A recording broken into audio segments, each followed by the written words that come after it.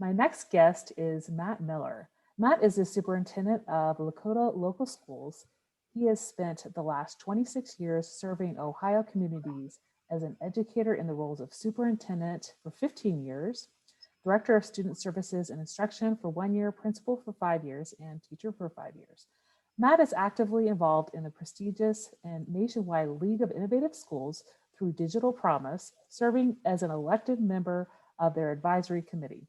He was selected as one of 100 superintendents nationwide to attend and present at the Future Ready National Connect ED Superintendent Summit at the White House, is the lead advisor for the Future Ready School District Leaders Strand, and was named to the National School Boards Association Top 20 to Watch in the Nation, and conducted his 2016 TEDx Talk entitled Don't Buy the Book, Cultivate, Curate, and Go Open. Matt is transforming Lakota through the use of open educational resources and balanced learning, along with emphasizing student and teacher voice through innovation. He completed his undergraduate coursework and master's degree at the University of Cincinnati and was selected for the Harvard Graduate School of Education's Leadership Institute for Superintendents. Matt is grateful for his supportive family, his son Mason, an aerospace engineer in Florida, and his daughter Jessica, who is finishing up her final year in the education program at the University of Cincinnati. Welcome to the podcast, Matt. Hi, Dana. Thank you so much for having me. Thanks for that lead up. And thanks to your listeners and watchers for being here. Well, I wanted to talk a little bit about your trench story and kind of what you're going through right now during the pandemic in your district, and kind of the procedures that you've been following since you all opened for in-person learning. That's a great question, and it seems like it's changing every day. But Dana, essentially, our trench story, my trench story here in Lakota, just for the listeners, Lakota is a northern suburb of Cincinnati, Ohio. So I guess the deepest part of the trench, so to speak, is we are in our 11th week of in-person learning, 5 days a week, full go for our students, which I'm not sure many people thought we'd make it this far, but here we are. And so it hasn't been perfect. It hasn't been easy per se, but we are making great strides to get our kids in school as much as possible. So Lakota has 17,000 students, and so we created a virtual learning option when the pandemic hit that we've been building out since early part of the summer, or maybe even late spring, through our curriculum department, through our technology department, using our own staff, our teachers and administrators, to get that done. So we have 4,000 of our 17,000 are doing the virtual learning option, and then we have 13,000, as I mentioned before, that are in person, that are now in week 11. So in Ohio, our governor's been pretty proactive. We shut down March 12th. But he's been pretty proactive in terms of school districts creating, as I'm sure many other states and school districts are doing now, a dashboard to report out what our numbers are in terms of COVID and quarantine cases. So here at Lakota, again, 11th week in person, we are probably, Dana, at about around 40 students who have been quarantined out of the 13,000 in person. But in addition to that, one of our challenges right now, quite frankly, is we're probably close to almost 1,000 students that have been quarantined since the school year has started, for the mere fact that they're sitting in the wrong seat. They're too close to somebody that's tested positive. And those students are not, once they're quarantined, are not coming back positive or not contracting COVID at all. So that's one of our challenges, just to have our students out here in Ohio, and I'm sure it's pretty much this way elsewhere. Our kids are out for 14 days when they're quarantined, and so we are currently in conversation with Governor DeWine here in Ohio, working with probably 6 or 7 other school districts. They're going to do some research around close contacts and quarantining and rapid tests, some new tests that Children's Hospital and UC Health are putting together. So maybe our kids don't have to be out that are quarantined so long. So we are working really hard. The board has had the goal from the get-go to get our kids back in person as much as possible, and that's what we're doing. So hopefully we can keep the in-person learning going, but if we do have to go remote, we have some sort of we have some mechanisms in place for what we're calling remote learning 2.0. To be a little bit better in the spring, but still not as good as in-person learning. And I do want to just stress that all of us in education, no matter what your role, we've all been working really, really hard during this pandemic. We have to remember that in March, April, and May, our teachers and educators are once again looked up to because of COVID and being able to pivot and make the best case scenario and put our best foot forward in terms of education. Well, for whatever reason, that's sort of been forgotten, or people are looking back on that now in a negative light. And I have to just comment that being in the trenches, I don't think that's the case. I think our educators have stepped up, no matter what type of school you're in, no matter what, whether you're in-person, hybrid, or remote. We have done a great job, I believe, of trying to get the best education possible for all of our kids in our own districts and across the country. And we have to remember that this is unprecedented. I hate that word. It's so overused now, but it's one of those words that it fits in the situation. So there's no playbook. I can't pull a book off the shelf here and say what you should do to lead a district during a pandemic.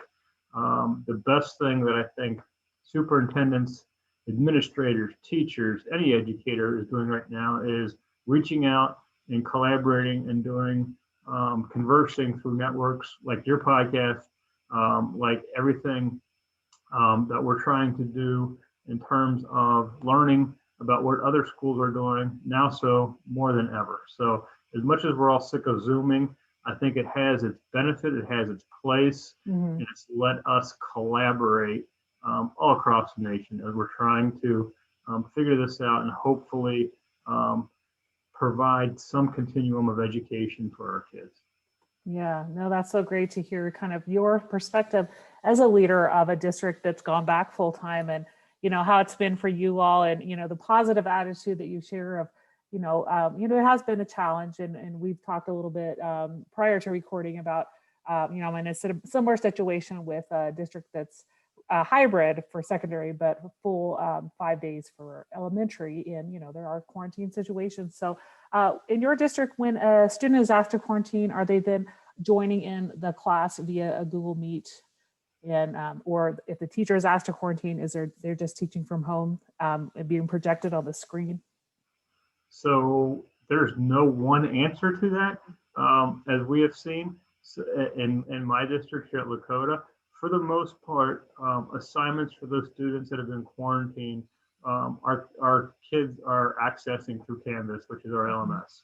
And so it's not a situation where the teacher is doing synchronous and asynchronous or in person and remote at the same time. Okay. And so it's been not smooth, quite frankly. There are some teachers that are being able to pull that off, that are sort of being innovative. But for the most part, our kids are getting their lessons, so to speak, when they're quarantined through Canvas online, almost like a remote learning situation. I know there are some schools that are doing in person and remote for the kids that are quarantined. We've not found that to be very effective, but I would love to talk with districts that have.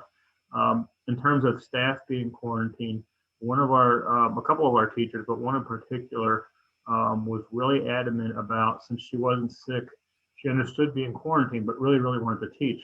So we hired a substitute aide to be in her room, and then she is essentially just zooming in from home, providing the lessons to all the kids, to your point about utilizing some of the technology. And so I embrace that. I applaud that particular teacher from doing that, but it's not the norm yet. But hopefully, unfortunately, as we get more of these cases, we're going to have to be creative like that. So fortunately, we have some sort of early adopters that are trying to figure out a way to make it work the best way they can. And how has your community embraced going back full-time in person? Because there are so many around, because you're like Denver, you're a suburb of Cincinnati, or a suburb of Denver. And our community, they voted 84% back in July for in person. So did you do Wow. surveys with the community, and how was the feedback when you guys made that decision? So that's a great question. We have surveyed our staff using Google, but also through Thought Exchange as well, as we were approaching the brand new school year. So when we decided to offer the virtual learning option, we surveyed. We surveyed after we did remote and talked about every month, what does that look like and how are things going? What's the good, the bad, and the ugly? And we built in time into our calendar to take days to decide whether or not we should come back in person. But we have surveyed our community. So one of the interesting data points that I'd like to share here is we made the commitment to our community that if you do the virtual option, that after the first semester, like many other districts, you can come back or you can stay in a virtual format. So essentially after winter break. We just opened and closed that survey window with the results. We had a 10-day window for parents who were in virtual to say, do you want to come back after the winter break, or do you want to stay in virtual learning, the virtual learning option? And so we were kind of curious as to how that would play out. Of those that surveyed, about 20 to 25% are coming back in January. That's, depending on if we all make it to January in terms of whether or not we're going to have to shut down or not. And, people data keep talking about, in the fall and winter time, it's going to get really bad and people are going to get sick and flu and it's going to make COVID worse. We don't know that yet. We're all wearing masks when we're close to each other. So who knows if that has an impact on it. But our 4,000 number will go down to 3,000 if we're back in person. So about 25% want to come back. And I think we were sort of talking about this before. I think it's some of the parents that might have been hesitant to put their kids back in school, see that it's going okay, that there are precautions in place, and they're okay with their kids coming back in January. Long term, who knows what it's going to look like. We don't have a vaccine, obviously. Hopefully that comes by soon. I would not be surprised, though, just thinking and listening and talking, that we might be in the same situation this time next year. We don't have a vaccine yet, or not enough people have taken it. So I think maybe our best case scenario is 2 years of this. I hope I'm wrong. I hope this is dated so that I am wrong. But it just feels like that's what we're sort of building towards, unfortunately. Yeah. But I think we can learn a lot of lessons just from these first couple of months of school, and the strategies to, like you're saying, research on close contact, seeing if it's necessary, because what we're doing is quarantine everybody who's in a classroom with a student, even if it's like a high schooler who's going to several different classes. Anybody who was in a class with that kid. But I heard they are starting to look at, well, if you only have one class with the kid and you were on the other side of the room, is it as necessary as if you look at the seating chart and you look at the kid that was within 6 feet of that student? So I think, with districts, if they can collect some data and look at those areas of like, do we need to, or getting that rapid testing is also a good idea as well. I wanted to segue a little bit into talking about your work with the League of Innovative Schools and Future Ready Schools. I follow the videos of Future Ready Schools. I look at their PD options. So I've been involved with just kind of taking advantage of what they have to offer for a while. So tell me a little bit about your work with those two organizations. I'll talk about Future Ready first. First of all, you have to get past all those Tom Murray cheesy videos. You can get past Tom Murray, you can get to the good people. I'm just kidding. Tom's a really good friend of mine and a colleague, but I have to rib him a little bit, or otherwise he'll think I'm mad at him or something. I've been blessed at Lakota and when I was at Mentor Schools near Cleveland to have a team that saw the value in the Future Ready mechanism about what offerings, districts, and systems, quite frankly, can get from the Future Ready cogs and the gears, and just the amount of data that they put out that I think are really good for school districts. So from my part, from the leadership part, That certainly has helped me, but it really, my technology team led by Todd Wesley really dug into the Future Ready model, and we built out Lakota's one-to-one program using Future Ready. So I would Okay. encourage everybody and anybody to check out what the work that Future Ready is doing. And there are some really good people in all different tracks. So one of the beautiful things too about Future Ready is they have components for each discipline. So there's a teacher component, there's a new school board component, there's a superintendent component, but there's just the colleagues and the peers and networking that you can build up for Future Ready to Mhm. lead your district through not just this change, but other changes pre-COVID coming down the pike. So they're pivoting now. Future Ready is pivoting now and making some changes, and I couldn't be more prouder of Tom and his team and the organization to be a part of that. And then you talked about League of Innovative Schools. That's my honestly my go-to network. So the League of Innovative Schools is made up of about, I think we're up to about 120-ish school districts across the nation. Mhm. It's under the umbrella of Digital Promise, so I would encourage listeners and viewers to check out Digital Promise. But the League of Innovative Schools is made up of thought leaders, superintendents, and others to push the needle forward, not just in our own school districts, but school districts across the country. It's my go-to network when I needed something to take a look at when COVID was first starting out across the country. If you remember early on, one of the states hit hardest in the beginning was Washington State. And Mhm. so when Ohio started seeing an uptick of cases, I called Susan Enfield, who's the superintendent at Highline School District in the Seattle area, because Washington State was further ahead in COVID than what Ohio was. And I said, I called her up, and she's one of my, and the reason I did that is because she's one of my networks and colleagues in the league. And Mhm. I asked Dr. Enfield, I said, what do I need to be thinking about and looking at first that I'm not? And so really quickly, she said to me, you need to make sure you're going to be able to feed your kids first, then figure out how to connect your kids, and then worry about the academics and the curriculum. So again, it's a network, it's forward thinking. We're trying to solve problems in our own districts, but Mhm. also for kids in districts all across the country. And I was lucky enough to be a part of the league when I was in Mentor in the Cleveland area, and then when I transitioned down to Lakota, I was able to get Lakota in the League of Innovative Schools as well. We do a lot of networking in terms of pre-COVID site visits and stealing and learning from each other. And Mhm. again, it goes back to the power of the network. It goes back to taking different ideas, seeing what works, seeing what doesn't, and maybe tweaking those a little bit.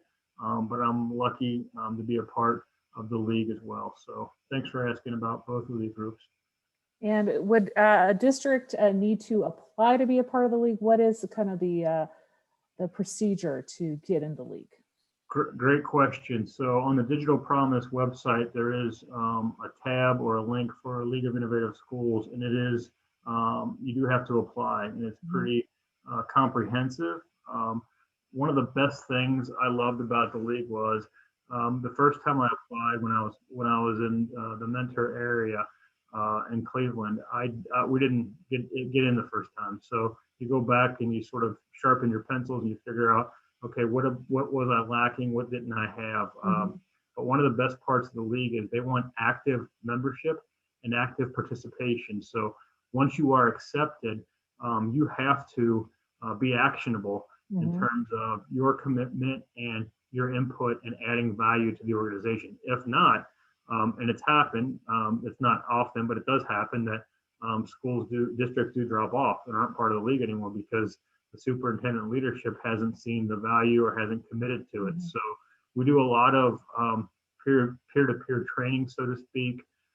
We are trying to put forth more efforts around equity across the country, but that's something that the league's been working on for probably in earnest, probably 8 to 9 years now. It Mhm. seems to be at a forefront for everybody now, but there's a lot of work that goes on behind the scenes with that.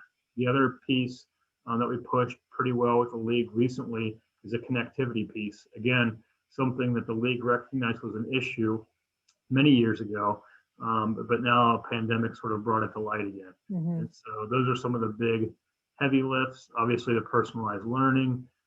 One of the things that I've been preaching that you and I were talking offline before we got started too is the professional development for our teachers. And so both Future Ready and the League of Innovative Schools have cogs and components for PD. My best ideas still come from my league visits, my work with Future Ready, but mainly from my teachers that pick up their own ideas. And oftentimes, as a superintendent, I get to hear brand new ideas. One of the best things I love doing, Dana, is listening to teachers talk amongst themselves during PD time, during off classroom time, or sometimes in the classroom. Because when you hear the synergy that some teachers have, they know what they want to do and want to get done. And luckily, as a superintendent, I get to say yes sometimes, hopefully more often than not, about teachers that want to try new things, that want to be innovative. And if I can knock down barriers for them to get that accomplished, I mean, I want to. So they want to do good things for kids. And if they're doing good things for kids and they're excited and they're energetic and they're positive, that's going to trickle down to the kids as well. Yeah, it's, hearing the teachers talk and collaborate together is always a great way to know what's going on in the school. Since you have several schools that you visit, and are you popping in then to some of their PD sessions via digital platforms now, or are you going into? I don't know if your teachers are doing very much PD like in large groups, or how is that working for you to do observations now? I have a great story, not so much on an observation, but PD. So in Lakota, we use Teams and we Zoom a lot, but we use Teams for different chats and videos and things like that. And I've asked my curriculum team to put me in, so that I have access to see what teachers are talking about, what conversations are happening and going on. So every now and then there'll be a sort of a question or a comment posted that either isn't exactly accurate, or I might have a different response, and I'll just go in and type it. And I think it maybe surprises people sometimes that I do look at the conversations that are going on, that are taking place. And sometimes it's fun too, right? Like the other day, I think one of the icebreakers in the 7-12 curriculum teams and administrators and teachers Zoom was, what's your favorite Halloween candy? So I was following the thread, but when I saw that as sort of an icebreaker in between, or a great question, I put in, peanut M&Ms or whatever. And then I think it like gets people to remember, central office isn't just an ivory tower. They're sometimes looking and contributing, and not just to that question, but I like to see, it helps me check the pulse of what's going on in our schools. So I think social media does that too. I think amplifying the work that our teachers and principals and other educators do in our district is huge for superintendents, for leadership. When we can't get into the buildings, we can get a glimpse. And again, it's probably something positive, but gives us a glimpse into what our kids are doing with our teachers and staff every single day. I wanted to talk a little bit about your TED Talk from 2016, and I'll put the link in the show notes. And something that really got my attention was about 3 minutes in, you have your hand sweep the books off of a desk. You had a pile of books, and the TED Talk's titled "Don't Buy the Book, Cultivate, Curate, and Go Open." So allude to a little bit about your thoughts at the time about how textbooks are falling by the wayside, and then how should we get rid of the textbooks and clear the desks now, 4 years after the TED Talk, and as we go into, however the next couple of years are going to look. Yeah. Sometimes I get pigeonholed as the guy that throws the books. But really, to your point about OER, at the time, and still a little bit now, I talk about how the experts in our classrooms and in our schools are our teachers. It's the ones in front of our kids or with our kids alongside of our students. And so I was pretty jaded about the whole textbook and testing industry for a while there, just because some of the districts that I'd seen, and quite honestly, I had worked with or for, were just putting all their eggs in one basket, getting Mhm. one company or one textbook series and sticking with that. And so educators, the good educators, always have supplemented or deviated from the prescriptive class lesson plan, so to Mhm. speak. And so um, they know, because they know what their kids need. And so it's not a one size fits all um, industry, but for a while, I think the textbook companies have been a one size fits all synergy. And so there are a lot of dollars tied to that, a lot of resources. And I think it did and still does limit the creativity in a classroom. So Mhm. one of the reasons why I did that TED Talk was, again, through my work with the League of Innovative Schools and the work of some other educators, I saw the value in open education resources Mhm. because schools were making strides in terms of one-to-one devices or one-to-two devices, and having teachers, curate some of the content and put it out there for their students. And it's moldable, it's shapeable, and it's tailored to what kids need, what kids should be doing. And it's not, again, it's not the one size fits all textbook that we're going to spend hundreds of thousands of dollars on and Mhm. not have any say in how that plays with our kids in terms of what they actually need. So Mhm. um, I did that. I did a lot of that work through the League of Innovative Schools. I've also worked with the U.S. Department of Education in terms of open education resources. And what does that mean? And it's not just pulling free content out of the air or Googling something and saying that's what you're going to use. It's very Mhm. methodical, it's very thought out, and it's putting components together for your kids for what they need that you can shape and evolve on the fly in real time if you need to. But again, it's shapeable and moldable, and it's better for the kids because it's tailored to them. And you're not buying a textbook that's already outdated, that was written in a state, 3 time zones away, Mhm. just to meet someone's sales quota.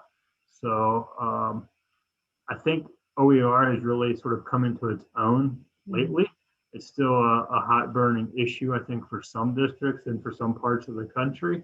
But it goes back to my thoughts about our experts are the people in the classroom. They're not the ones working for corporate.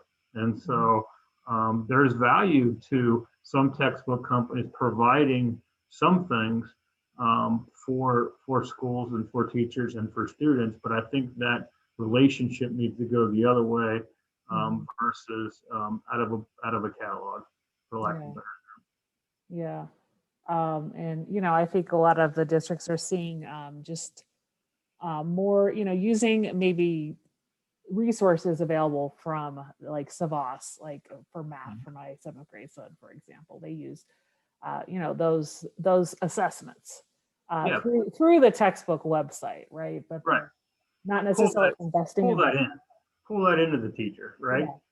Yeah, instead of saying, here, you're going to do this. So, Hmm. yeah. Hmm.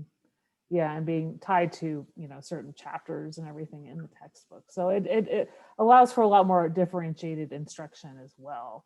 And It does. I liked, I thought it was funny how at the beginning of your TED talk you talked about how we've been saying 21st century learning skills right so long, and I mean even 20 years later some people still say that. So like you Oh, say, man, that start drives me think crazy. 22nd century learning skills. I'm still waiting for someone to steal that and use that. But yeah. And who knows what we're in now? Like would any of us have imagined a year ago we would be in the situation now that we're in with the Mm. pandemic? I mean, I don't think any of us have. So who knows what we'll be talking about in a couple of years. Yeah, yeah. Tell me a little bit about how Lakota Schools is applying balanced learning this year in the in-person classroom, and how maybe teachers are differentiating with their classes, and working with those kids that are coming back and forth from quarantine as well with balanced learning. Yeah, one of the Dana, one of the best things that our teachers I think are doing now. First of all, they're the most resilient group I know. Hmm. Um, First and foremost, they want their kids to be safe. So do I. Um, the balance I think that we're trying to strike at Lakota, that many of our teachers are taking the lead on is the balance between what's required and what we have to do because of either state or federal mandates. And then the other side of the scale would be, what are the things that our kids need to know and learn and collaborate and build out that's going to be of value to them to go into one of the 4 E's. So our 4 E's in Lakota, when our kids graduate, they need to know which one of the 4 E's they're going to fall into. And those E's are enrollment, so for post-secondary or college level, employment, so going right from graduation to the workforce, entrepreneurship, which is an E we just added. Our kids are taking, for example, a class called Incubator EDU, which is essentially like Shark Tank, with real money with our businesses. And the 4th E that we talk about at Lakota to balance everything out is enlistment. So we're huge supporters of our military. And so we want our kids to think about, okay, here are the requirements, here's the things that are going to get you out, but our concern and our worry doesn't stop at graduation. Our interest in our kids goes beyond just a diploma. So just like many other schools, if not every school in the country thinks about. But that's what we're trying to do. We're trying to balance out what we're doing between what we have to do and then adding almost what our kids want to do and what are their aspirations and how can we support them and how can we find a way to say yes to them. Well, it was so interesting learning about what Lakota Schools is doing to navigate the current pandemic, but also using OERs and using all these resources that the teachers have been working on, making content available to students. Out of everything we discussed today on the podcast, what's one thing in particular you'd like listeners to remember?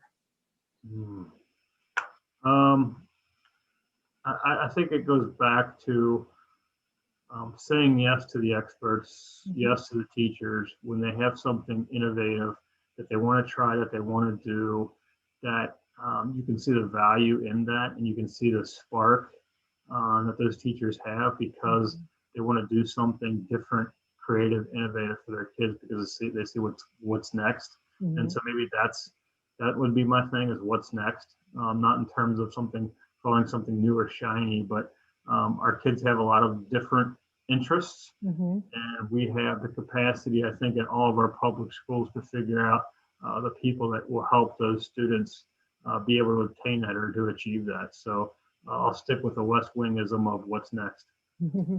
Great. Well, where can listeners find you online? The best way to follow anything I do or to get in contact with me would be via Twitter, quite honestly. I am at Lakota Super on Twitter. Email is also okay, but I get hundreds of emails a day, and I have a team that minds that for me, and that's just matt.miller@lakotaonline.com. Well, it was great having you on the Out of the Trenches podcast today. Have a great rest of your day. Thank you, Dan. Thanks for the opportunity, and hope we can stay in touch.